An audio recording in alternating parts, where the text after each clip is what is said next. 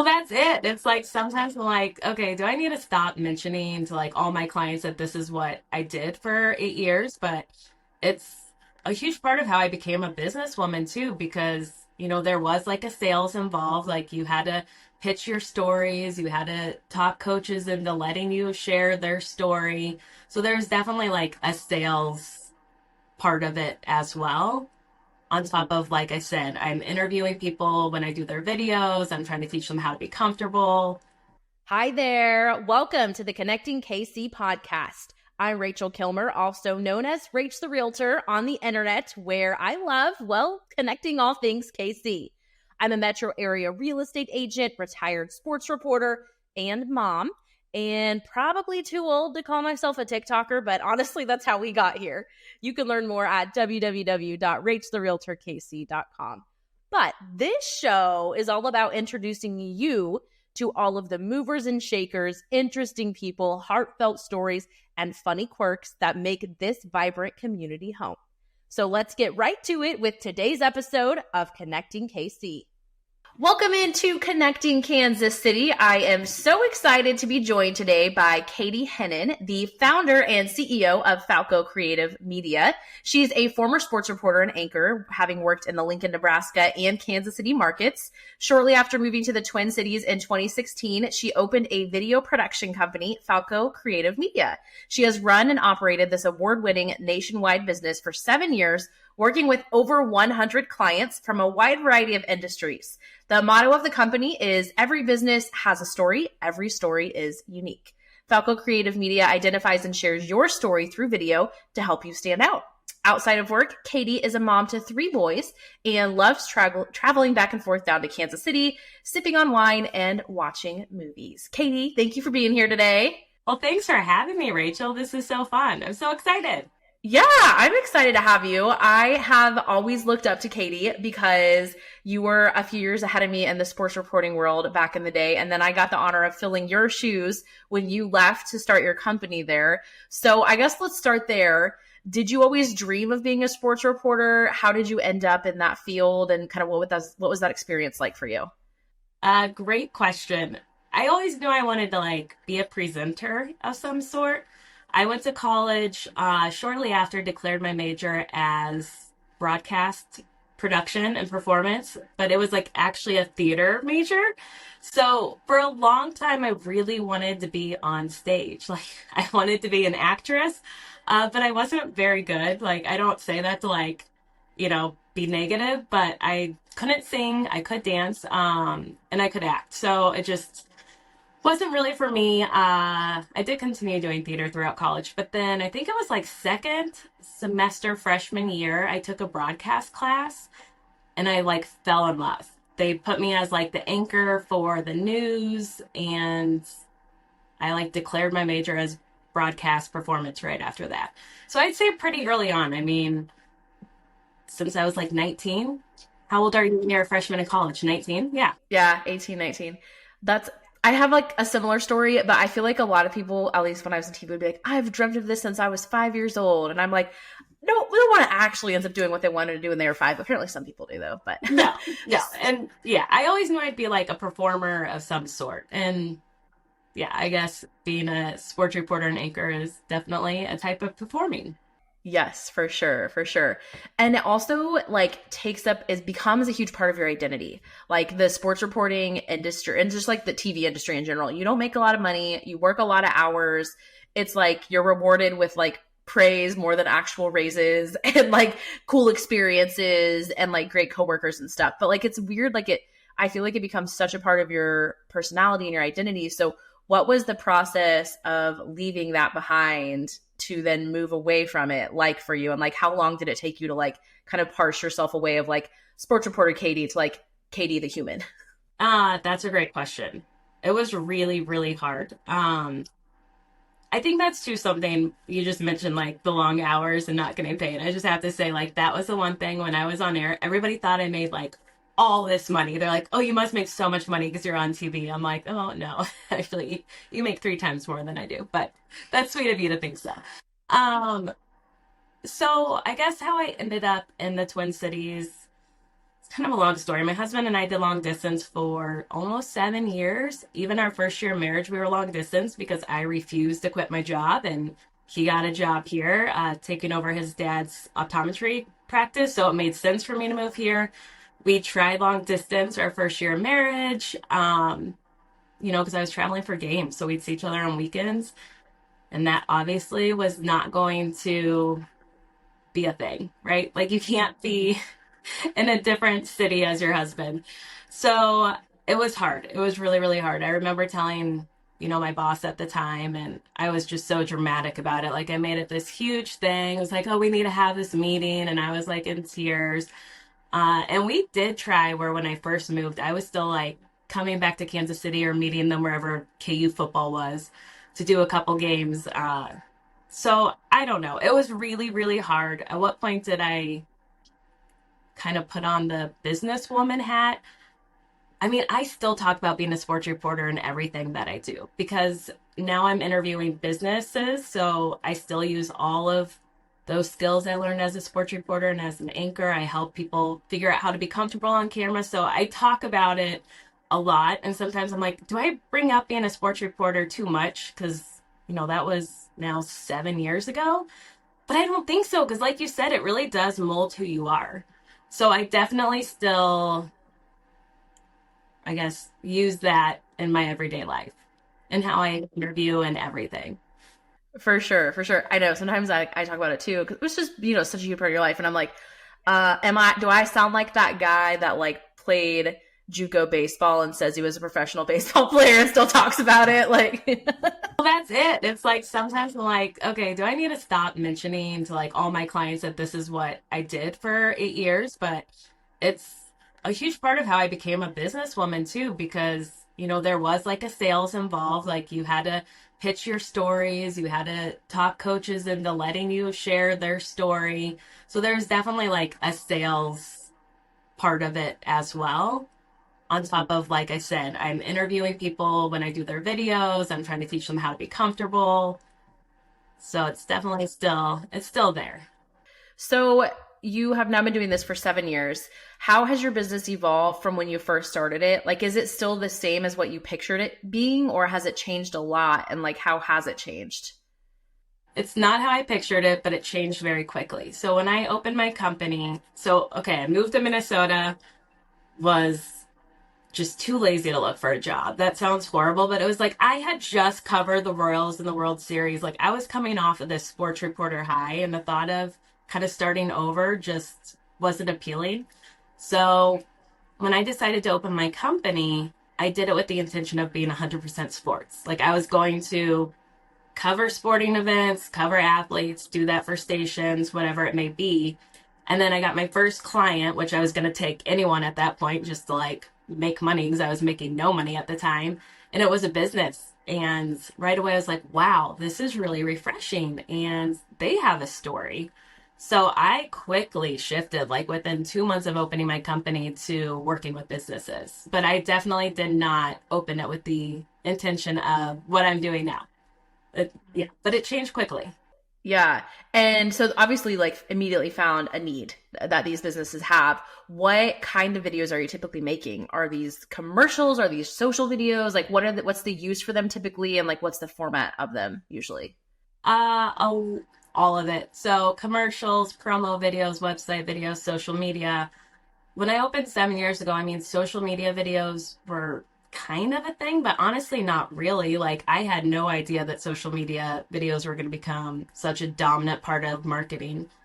So that's probably one of my biggest asks now, website and social media videos.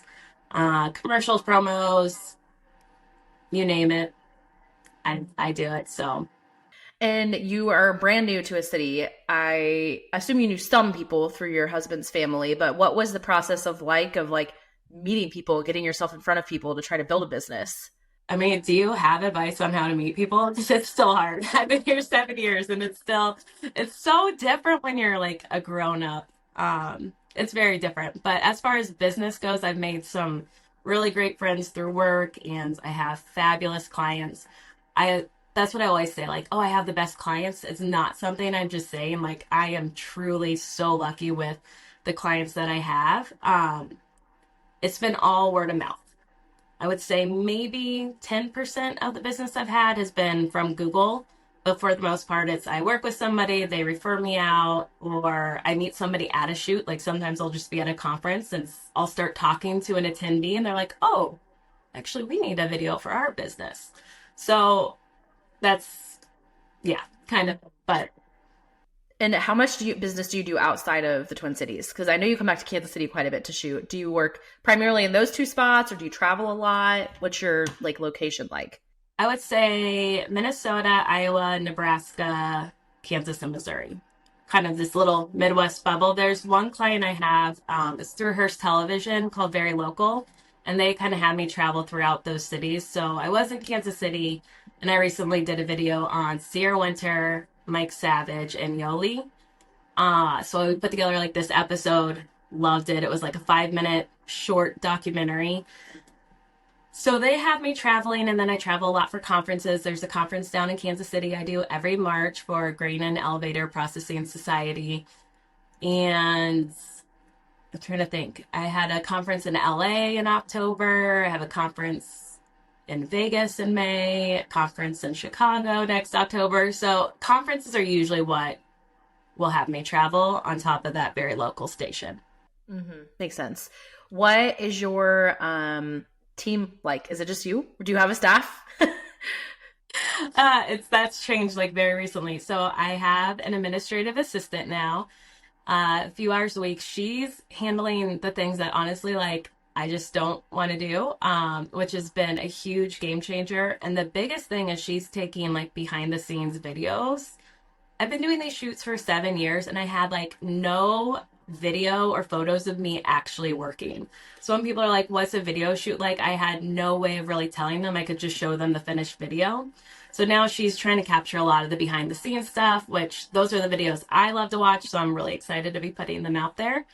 And then I have an animator that he works for me. They're all contractors, but he works for me about 20 hours a week, just helping animate logos and graphics. I can do that, but it takes me a lot longer. So I finally found somebody who that is what they do. So that's been really helpful. So yeah, a lot of contractors. I don't have anybody full time. That's the big question. Are you going to grow? Are you going to hire more? Should I? Yes. Have I? Kind of not really. What's holding you back? Are you just like scared to like trust someone else with your baby, basically, or? Yeah, that is. And it's a real problem. Like, I definitely could use another shooter. Like, I'm getting older. The shoots sometimes are like really hard on my body because, it's heavy equipment. You remember that, like the camera on your shoulder, like your back just hurts so bad. But the thought of just like handing over a shoot to someone like terrifies me because if somebody goes out and shoots a blurry video, you can't fix that. Now, if somebody edits a video, maybe not how you want to, like you can always fix editing, you cannot fix the actual footage. So that's been hard. And I just enjoy working like one-on-one with my clients. I like them to know I'll be there with them like the beginning, the middle, the end, like all the way through pre-production to post-production to how to distribute their video.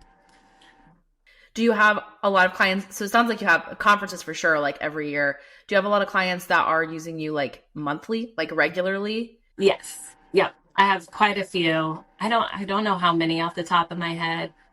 I would say I'm just like making up numbers here, Rachel. I don't know, like maybe 75% of my clients have more than one project a year. Probably 30% have videos for me like every month to produce and edit. Yeah. What has the learning curve been like for you as a business owner? Like taxes, payroll, like buying equipment, like all of that. What has that process been like? And do you enjoy it yet, or is it still like the worst part of it? No, I don't enjoy it. I don't enjoy the legal part. I don't enjoy the accounting. I don't know when you'll air this, so I always tell people don't date your videos. But for example, taxes are due in 2 weeks and I haven't even started working on them. So like, it's just these things I put off because I don't enjoy it. I didn't take any business classes. A lot of it, I'm like teaching myself. I don't mind the marketing part. Like I enjoy marketing. I like helping my clients with marketing. I don't mind that. Although social media, I mean, that's also just, it's like a full-time job, like keeping up on the business side of social media. So I'm learning it. I'm getting used to it. Do I love it? No. Like that's some of the stuff I should probably like hire out, but it's by the time I explain things to people, I have other videos to be editing. Yeah. You're like, here's my shoebox of receipts. Help me. Thanks. Bye. Like, So it's like, where do you even start? Like, it'll just be easier if I pull an all-nighter and figure it out myself. yeah, yeah, I get that. What, like, how much equipment do you have? How many cameras do you have? Like, what's your toolkit like? And is it evolving constantly too? Yes, I have two cameras. I actually recently just bought a camera that does up to 6K, which I'll probably mainly do 4K because honestly, a lot of clients, they can't even do anything with 6K. Like, the file would be too large to upload anywhere.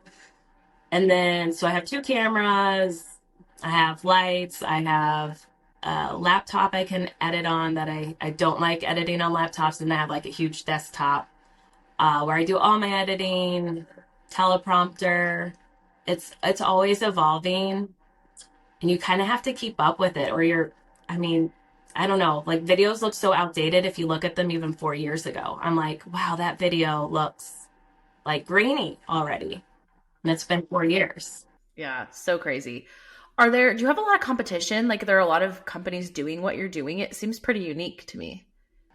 There are a lot of videographers in Minnesota. A lot of them offer wedding videography. I do not. Like, not even, never have, never will. That was my promise to myself. There's definitely competition, but I also have like video production companies that I can hire out if, let's say, I overbook, like have two shoots in one day, I will hire them out. So it's kind of a nice community. I feel like people don't do as many just like, like right now I have 60 videos to edit. Some of those were like 10-second videos. I don't know like how many video production companies take on some of that smaller work that I'm still like more than happy to because that's what's working right now are these shorter, smaller, less produced videos sometimes. Mm-hmm. Yeah, makes sense. How do you like 60 videos feels very overwhelming to me. It's so Like overwhelming. It's so how do overwhelming. you how do you keep up? How do you set your day? How do you set your schedule? Do you have like a routine that you have or is it just like just let's just get through it and go?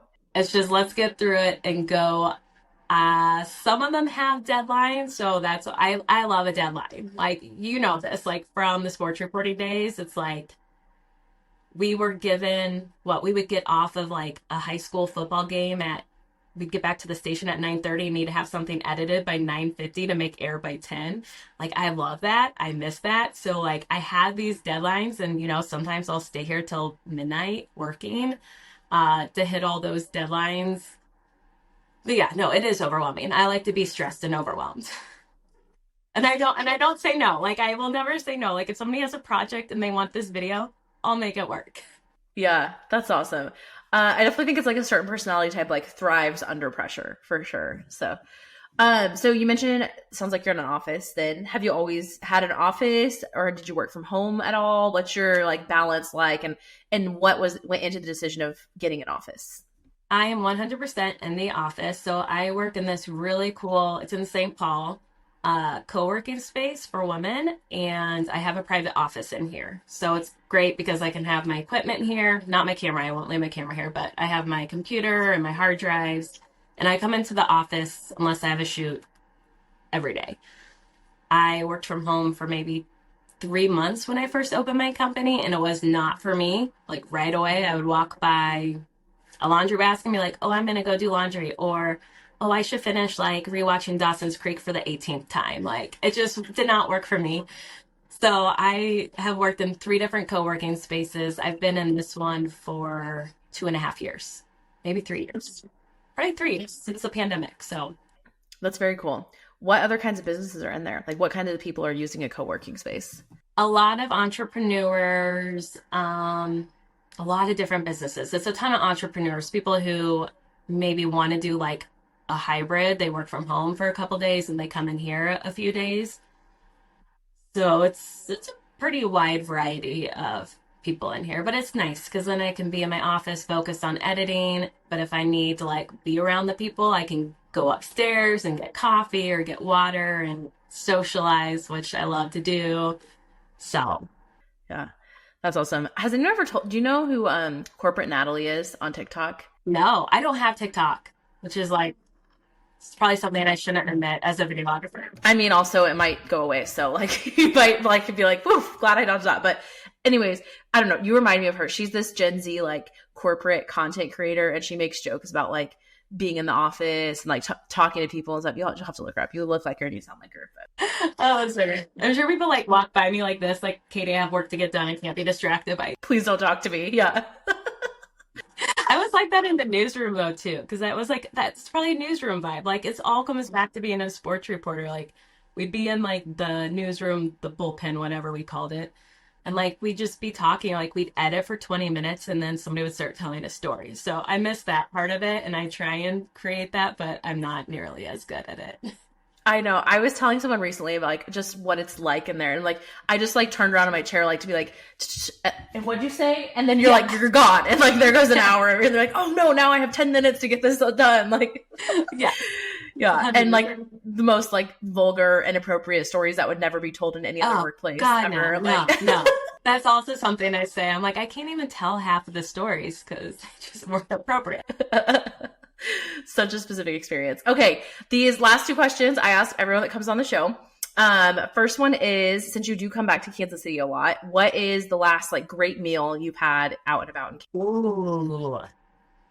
Probably one of the last meals. Well, can I do a few? Okay, first. Well, anytime I come to Kansas City, I always have to have Jack Stack. Like, I need the barbecue. We don't have good barbecue here. And Garozzo's. That's like a family friend, and I love Garozzo's.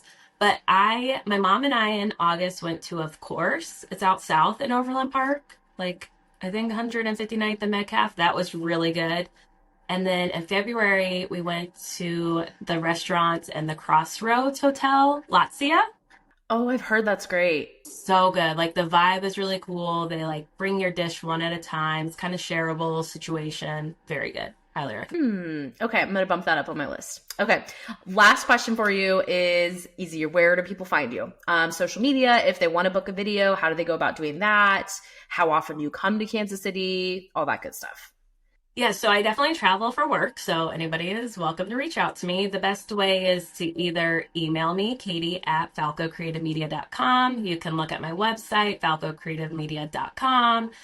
And on Instagram is the big place where you'll see my work. You'll get to see the behind the scenes stuff. So that's Falco Creative Media. It's just all Falco Creative Media. Awesome. It's easy. There can be a lot of companies named that out there, so it probably was easy to get the handles. So awesome. Well, Katie, thank you so much. I have admired you from the sports reporting days to now as an entrepreneur. Like you are truly an inspiration, and maybe hire some people. You know, I'll be watching. I'll be holding you accountable for that. So I know, seriously. And I'm so proud of you and everything that you're doing. It's so fun to watch your journey. thanks, Katie. Thank you for taking the time to come on, and we'll be looking for your behind the scenes videos on Instagram here soon. Guys, All right, thanks for listening. Rachel. Yep. Thanks, guys. We'll see you next Bye. time.